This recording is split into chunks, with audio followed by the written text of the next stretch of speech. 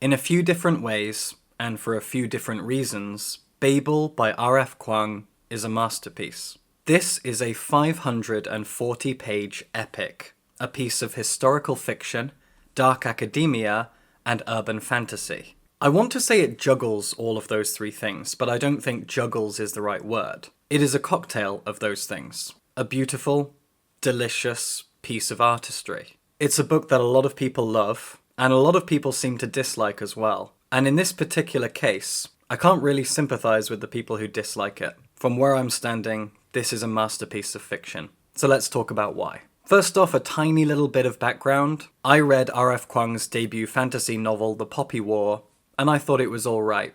There were a lot of elements that I liked, but I didn't finish the series. Recently, I read her debut thriller, Yellowface, which I thought was one of the best books of 2023 so far. A book that I tore through in a very short amount of time, and I was absolutely astonished by. A book with teeth and claws. And Babel is no different. This is another book with teeth and claws. So what's it about? Babel takes us back to the 1830s in Oxford, England. But we begin in the Chinese city of Guangzhou, which is in Guangdong province in southern China, and back then the English called it Canton, and so it's called Canton all the way through this book. Our protagonist is a boy called Robin, who is from Canton. When the book begins, Robin's family have all fallen one by one to cholera. There is an enormous cholera epidemic sweeping through Guangzhou, and seemingly out of the blue, a wealthy, privileged, educated, white British man comes along and rescues Robin from this life of poverty and disease. And he sweeps Robin off to England. This man is called Professor Lovell, and for a few years he raises Robin as a kind of ward. He teaches Robin Greek and Latin, and he encourages Robin to educate himself in the talents of translation. Robin perfects his English, continues to brush up on his Mandarin, perfects his Latin and his Greek, and before you know it, he is enrolled in Oxford University. And this is where the fantasy and historical fiction element starts to really come in. In this version of Oxford, there is an enormous tower known as Babel. Babel is home to Oxford University's Royal Institute of Translation. They say it's the tallest tower in Oxford and the second tallest building in England after St. Paul's. And it's the most important part of Oxford University, because in this world, in this version of England, the British Empire's power is fueled by something called silver. Literally, silver. But silver is magical, or it has the ability to be magical. When you take a bar of silver, you can engrave a word into it. And on the other side of that bar, you can engrave an equivalent word in a different language. By doing that, you unlock the power of the silver. You speak these two words, and the way the book explains it is that whatever is lost in translation between these two versions of a concept creates a kind of spell. And so silver has the ability to cast spells in many different ways based on the words that are carved into it. It's a fascinating concept, and what it means is that language, and specifically translation, is the most powerful skill, talent, technique that the British Empire has.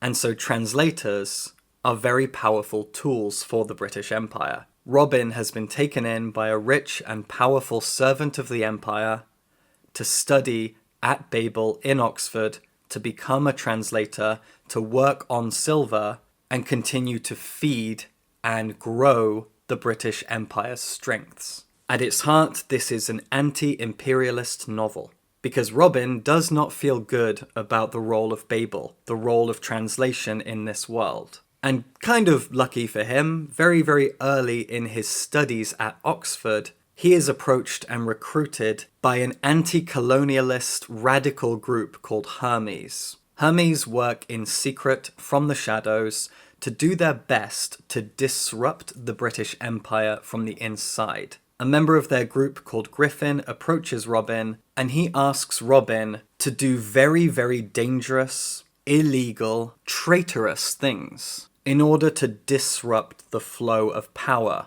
because Babel is the heart of the British Empire. The silversmithing that goes on there is what allows Britain to continue to spread its empire, gather its resources, gather its money, and hold so much power over all of the other countries that it is steadily annexing. And Hermes is trying to disrupt that. Robin is recruited into it. It's very, very dangerous, and he starts to have conflicting thoughts about it. Because, fundamentally, Robin agrees with what Hermes is doing. His culture, his home country, his language is under threat from the British Empire, as are so many others. In fact, 2 of the 3 friends that make up his group of 4 are from countries that have been annexed by European colonialist powers. There's a boy from Calcutta and a girl from Haiti. The 4th member of his group of friends is a privileged white British girl. And so Robin is horribly conflicted. He understands the evils of the British Empire. He understands the unjust and unfair ways that it hoards power and money and continues to spread like a disease across the world. But he's also very grateful to it, because he knows that he'd be dead or begging or sick on the streets of Canton without what Professor Lovell, and by extension Britain, has done for him. The fact that he's privileged enough to be studying at Oxford University, free of charge, he's been educated, he's in a safe and enviable world and position, and he's grateful for all of that. And so he's torn. We watch him go through months and then years of study at Oxford, learning more in an academic, cultural, linguistic sense, and we watch how he changes, and how his loyalties change, and how his perspective on the world, on his own country and culture, on Britain, and on the empire all shift and change and grow. He's a pretty malleable character who goes through small crises again and again when it comes to his loyalties, his politics, his friendships, a lot of different things. Babel is a book written by a Chinese-American writer who is attacking the British Empire and all of its evils throughout history. And she does so incredibly well through the character of Robin, through the concept of Babel and silversmithing, through the relationships between these characters. And she's very, very good at presenting us with monologues. Professor Lovell has a habit of monologuing the beauty, the righteousness, the benefits and positives of empire in general, especially the British Empire. There's a moment early on where they are discussing the philosophy of translation and what it does and all of the good that it does and the opportunities it creates and blah, blah, blah. And a professor kind of almost offhandedly mentions that the beauty of the British Empire, by spreading English as a language across the world, is a uniting force. They're talking about how translation unites people, allowing us to read works and understand languages and cultures from all around the world. And then this professor points out that by spreading English everywhere, we unite people under one language. R.F. Kuang is angry. Her book has teeth, but she's very, very good at getting into the heads of colonialist people, of righteous academics, of patriarchs, of capitalists, and showing us their perspectives. She fully understands how these rich, powerful, privileged white men think, how they feel, how they believe what they think, say, and do is all noble and good for society, good for the world, good for the people whose cultures and lives they are destroying, or from their perspective, enhancing, making better, purifying through things like Christianity and money and British civility. Britain is full of people.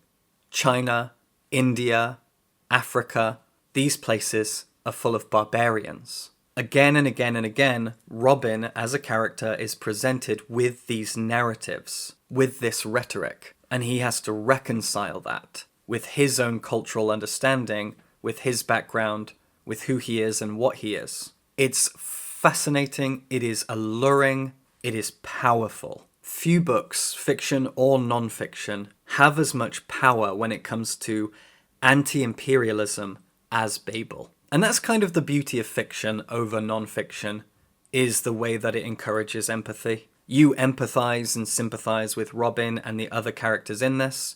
their positions, their histories, their personal and cultural backgrounds. You see the ills and the evils of the British Empire laid out before you as complete bare fact, and you feel so much for the people involved, the people whose lives have been destroyed, the people who see through its evils and want to change it and fix it and make things far more even and fair. The corruption is exposed, and while the corruption in this is fictional and even fantastical because of the silver concept, it's all incredibly accurate, at least in a metaphorical or allegorical sense. Silver is kind of a stand-in for money, or for other privileges, other powers, other materials, other skills and talents that the British Empire utilized to gain and maintain its power. Making it something a little bit more fantastical and magical just adds variety to the text, to its events, and to its aesthetics, as does setting this in a kind of claustrophobic academic world.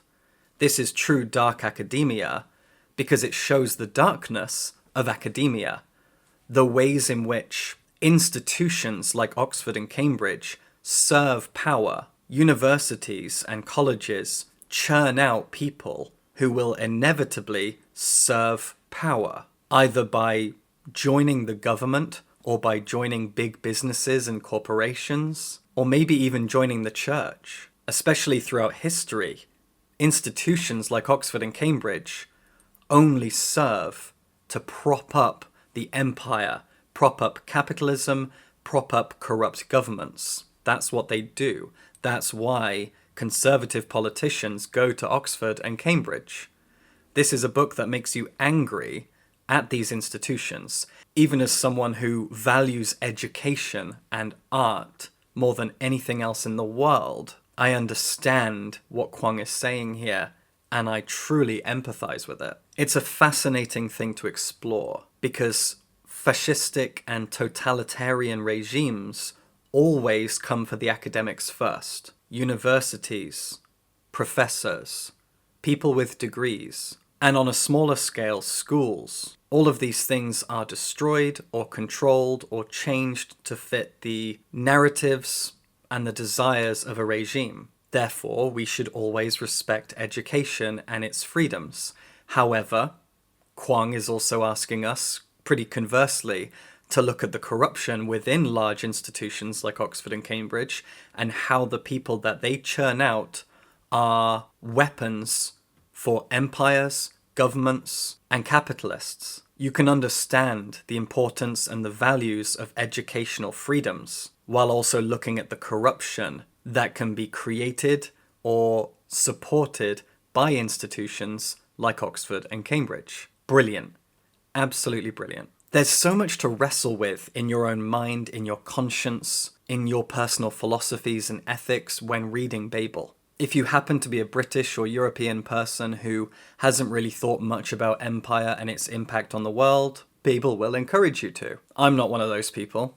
I spend a lot of time thinking about the evils of the British Empire, but I am someone who has always respected universities and education, and Babel is a piece of dark academia that shines a light on the darker aspects of those institutions, and I'm very grateful to it for that. Babel is a book full of righteous anger, and it's very, very good at showing you so many different angles and perspectives. It's a beautiful piece of anti-imperialist fiction. And I've done my best here when talking about it to not go into the details of the characters too much, because when it comes to the story, when it comes to the more intimate and close and personal details, the things that really attach you to the book, there's a lot to spoil when it comes to characters' relationships, their growth, the places they go to, the things they see, the things they think, feel, and do. There's a lot to spoil, so I've avoided talking about Robin's friends, the specific things he learns at university. I just wanted to focus here on the politics, on the themes, on the allegories, on what Babel is trying to do, and just how well it does it all. Hopefully I've done that. R.F. Kuang knows how to write historical fiction, she knows how to write urban fantasy, and she knows how to write dark academia. And as you can see here with Babel, she can blend all those things together completely seamlessly, it all works perfectly, and ultimately it all works to serve an incredible narrative of anti-imperialism. And the final thing I want to mention here is just a personal thing, which is that as Books and Bao, I love translation. I love language. I love the power of translation. Books and Bao started as a dedication to translated fiction from around the world. We have got to meet and befriend multiple translators of multiple different languages. Translation is a lot of different powerful and valuable things. It is a bridge between cultures. It is a key to unlocking sympathy and empathy between people. It's a gateway to other ways of thinking, to other kinds of storytelling. I could wax poetic about how beautiful translation is as a concept, as an act of rebellion, as an act of community building, as an act of so many different things. And Babel, as a novel, also celebrates translation. Kuang herself also works as a translator. She loves translation, and so do I. It's one of the most beautiful and occasionally underrated and undervalued aspects to literature, to fiction, to text itself. And while Babel is a sometimes painfully cynical and angry book, it is also a positive celebration of translation, its power, and its beauty. There's a lot of Chinese in Babel. Kuang knows and translates from Chinese. Her protagonist is Chinese. And so she implements Chinese language and the nuances of it into Babel. She makes sure to celebrate translation and encourage the reader to feel the same way. And I really congratulate her for that. So while Babel is a very cynical and angry book, it also takes the time to love, cherish, and appreciate translation. And I'm thrilled about that. If the book was wholly cynical, it could be exhausting. But at the same time, boo-hoo, the British Empire is a wholly evil thing that existed for far too long and committed so many tragedies in those hundreds of years. A bit of cynical fiction isn't going to hurt you. But saying that, it isn't wholly cynical, because it loves and respects and cherishes translation. And that's awesome. Babel is a masterpiece. I love everything about it. It is one of the most perfect novels I've ever read. A masterpiece of dark academia, urban fantasy, and historical fiction. A book of 500 pages of anger and beauty. It's pretty perfect. Go check it out and subscribe for books.